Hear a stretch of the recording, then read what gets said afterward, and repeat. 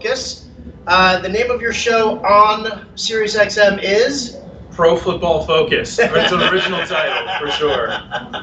He is literally the most handsome guy in the business here. We had to put him on camera. We got to get some thoughts. Obviously, listen, dude, the work that you do over at PFF is amazing, like ridiculously amazing. When I do my research, I start with looking at PFF. I'm not going to lie. I love your stuff. It's fantastic. Want to get your thoughts here so far on the draft. Some interesting picks, to say the least. I think Kyler Murray was chalk. Nick Bosa was chalk. Even Quinnen Williams was chalk. And then all of a sudden the Raiders come in, right? And they take Pharrell with the fourth pick, a guy who, I don't know, where did you have Pharrell in your mocks?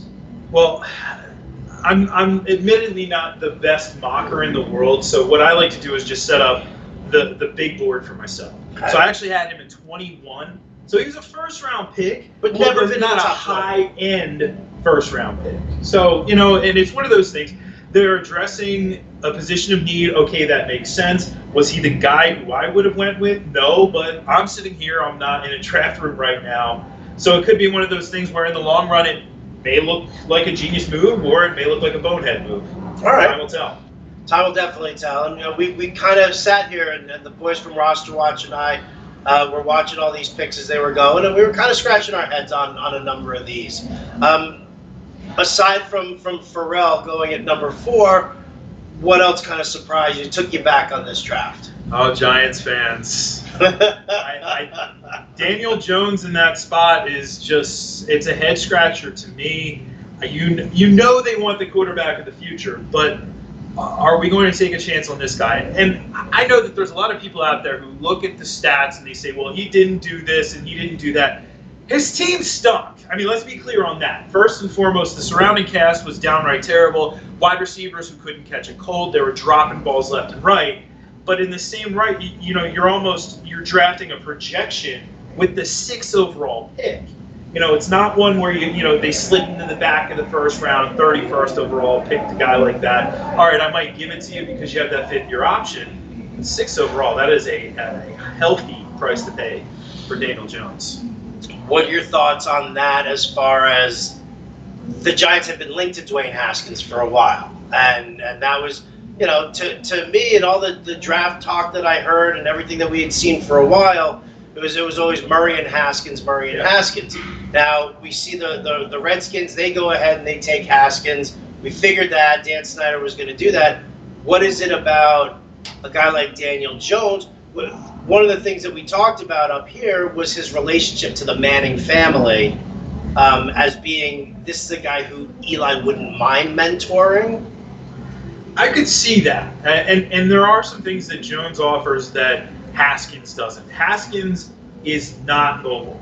You know, one of the comps that we saw for Haskins was Drew Bledsoe, which in today's football is not necessarily the best comp. Bledsoe had his, decent career and all, but not necessarily the best comp because we want these mobile quarterbacks.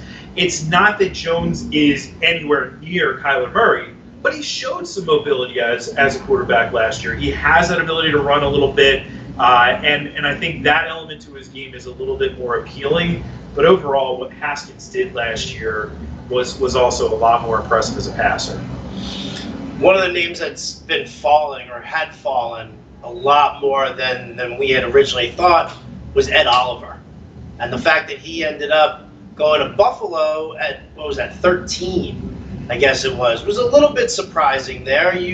Was there something about Oliver that you would say this is why he was falling, or this is just the nature of the draft? The only knock that I could say if we had one on Oliver is the level of competition he faced.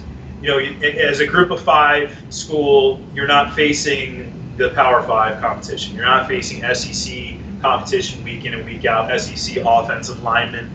So he's going to have to step up in class. That's one of the classic challenges we often see with the FCS, or especially the D2 guys. They can look phenomenal at that level, and then when they step up in class, they get lost in the shuffle. Now, I don't think he's going to get lost in the shuffle, but if there was a reason for his draft stock to fall, maybe that's it.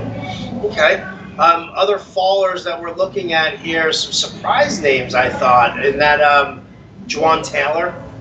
And we kind of talked about the fact that it's a pretty deep draft as far as offensive line goes, and maybe that's kind of suppressing the price tag for a lot of these guys. But to see, I mean, Jonah Williams he was the first real offensive lineman. He was the first offensive lineman taken, I think. Outside of the top 10. Yeah, and to see that fall, does that surprise you? Well, as you mentioned, there is depth, but there isn't that elite standout. Jonah Williams is a solid player. He kept to a clean, but is he a top 10 guy? I mean, maybe just inside. I think I had him at 8 or 9. I can't remember on my board right now where he ultimately settled out. So he's right there, but it's not a huge shock that we're seeing offensive linemen falling, especially when you consider the talent on the edge and the talent on the interior on the defensive side of the ball this year. That's where we're seeing a lot of these picks going. Okay, so what are you looking at now here for the second half of the draft? Well, here, you know what? Denver traded out. Yes. And they're picking 20th. Where are we at right now? I don't know where we're at right now. Looks like is Denver on the clock. Is Denver on the clock right now? We have our screen right over here. Where is Denver? All right, so where's Denver going?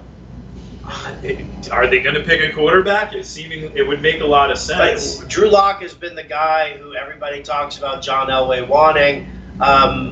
Byron and Alex say no. They say linebacker. I say Lock. You could be the deciding factor right here. Lock, they get the next version of Jay Cutler.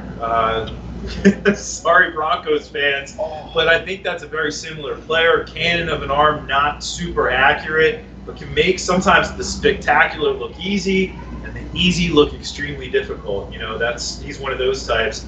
But that would make sense. Another question I'm asking here too: are we going to see anything other than quarterbacks and tight ends drafted in the first round? I'm waiting on this running back. I missed the last 2 picks coming up here, but are we going to see Josh Jacobs? What about the wide receiver? Who's the first wide receiver off the board? You tell me. Who is the first wide receiver off the board? I think that it should be DK. I think Why is his stock falling so much? That's an interesting one right there. His stock's falling because he's not as well-rounded as he should be. Okay. If he had the resume, which he doesn't really have at the college level, and then the testing, although some of those numbers were off the charts, the 3-cone, the short shuttle numbers weren't. So I think that is a knock as well. Can he do more than just run straight down the field and jump over defenders? Which is a good thing to do. Yeah. But in the NFL, the defenders are a lot better than at the college level. Yeah, I would say so. Jumping over them, running a big risk. So far right now, I mean, aside from the surprise that you saw with the Giants pick and the Raiders pick, anybody else really standing out to you here in the draft? In terms of surprises? Or that you just thought, you know what, that was the best pick. I wasn't expecting that. That was the best pick. You know what? I don't know if there is. I mean, Kyler at the top is the no-brainer pick. I think that we really need to talk about T.J. Hawkinson, because I know there's going to be fantasy buzz surrounding him. In the long term, can he be a Travis Kelce-like player in the NFL? Absolutely, no question in my mind. But can he be that player in 2019? No, he can't. And the fantasy playing public every year falls prey to rookie tight ends. They draft them way too high, and then they complain when they don't pan out. It's so rare for rookie tight ends to step right in and produce. Even Gronk, the reason why Gronk was such a good fantasy asset is he had an unsustainable touchdown rate in his rookie season. He really didn't put up much in terms of yardage, right? Kittle flashed, but we didn't see him take a step forward until last year. Right, until the year 2. And that's even rare as well. Eric Ebron was the classic example of this. He was so young when he entered the league. He had so much to learn, and we finally saw him hit his stride last year. Now, granted, a change of scenery helped, but I think getting older as well at that position is a good thing. We saw it with Zach Ertz, age 26. We saw it with Kyle Rudolph, age 26.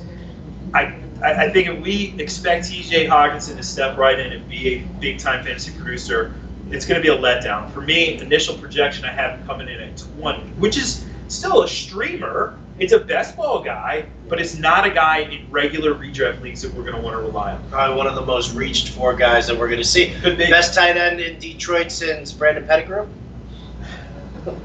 That's the thing. We were talking about that. I mean, it's kind of funny because you sit there and you watch, and one of the things that we brought up was that Ebron was supposed to be that guy. Matt Stafford doesn't lean on his tight end like that. The offense was never built to really throw to the tight end, heavily. It's why, Aaron Rodgers never throws to the tight end either. When I saw a mock that had Hawkinson going to Green Bay, I was like, well, that's a waste. Yeah.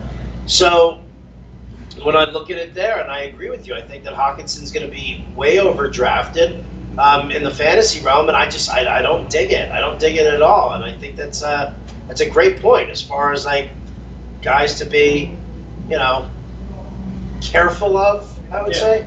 I mean, we know what that offense was to do. Once you use those two outside receivers, Marvin and Galladay, when short and intermediate interior passes in the middle of the field, there's a lot. There's Theo Riddick's still there, so there's a lot of targets there for him. The initial projection I had, this might be generous, is a 12% share, which in order to be a top 12 fantasy producer on most rosters, you're going to have to see at least a 15% share. Okay. So I just don't think there's enough meat on the bone initially. He's got some learning to do. Yes, he's a very well-rounded, complete player, but at the NFL level, it is a different ballgame than these tight ends. So it'll take some time, but by far the top dynasty tight ends, no doubt about it. Before I let you go back down to the main desk there, let me ask you this.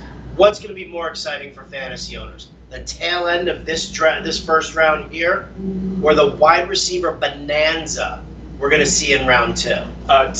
Day two is my favorite day of the draft all the time, so I think that's going to be better. And by the way, as we're sitting here talking, Noah Fant goes off the board to the Denver Broncos. No! So the Denver Broncos. Sorry, Jake Butt dynasty owners, you like Jake Butt and you cannot lie, but Noah Fant, he is the next Eric Ebron for a lot of reasons. Athletically, yes, comps to him in many ways, but it's also going to take some time. He is off the charts from an athletic standpoint, but give him 3 to 4 years in redraft leagues.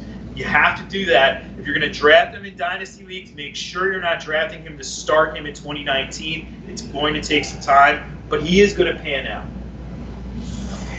Wow. I'm kind of blown away by that. I got to be honest with you. I mean, listen, I know Joey Flacco loves to lean on his tight ends. We saw him do it in Baltimore for all that time, but Noah Fant, I don't know about that. I just don't know about that. All right, well, big thanks to Jeff Ratcliffe from Pro Football Focus for joining us here. You guys follow him on Twitter at Jeff Ratcliffe. It's attached to this whole live stream that we're doing here. He's going back down to the main desk. We're going to be back in just a minute with more guests, more draft analysis, whatever else you might want. Stick around, more to come. I'm Howard Bender. He's Jeff Ratcliffe, Sirius XM Fantasy Sports Radio and Fantasy Alarm.